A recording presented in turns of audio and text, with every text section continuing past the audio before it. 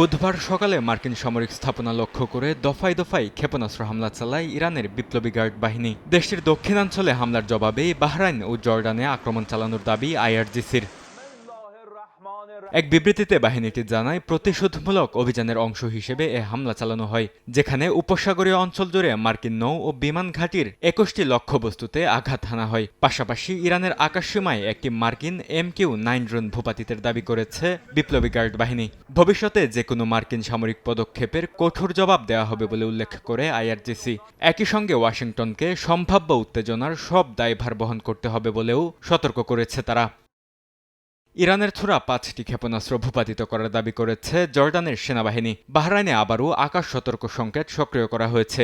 দেশটির স্বরাষ্ট্র মন্ত্রণালয় নাগরিকদের শান্ত থাকার এবং নিকটবর্তী নিরাপদ স্থানে আশ্রয় নেওয়ার নির্দেশ দিয়েছে।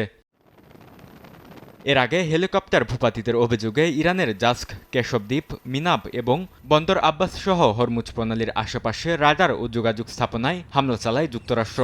এসব হামলায় ইরানের পানির ট্যাঙ্ক ও যোগাযোগ কেন্দ্র ক্ষতিগ্রস্ত হয়েছে। এদিকে যুক্তরাষ্ট্রের সঙ্গে উত্তেজনার মধ্যেই সতর্কতামূলক এক বার্তা দিয়েছেন ইরানের পররাষ্ট্রমন্ত্রী আব্বাস আরাকচি।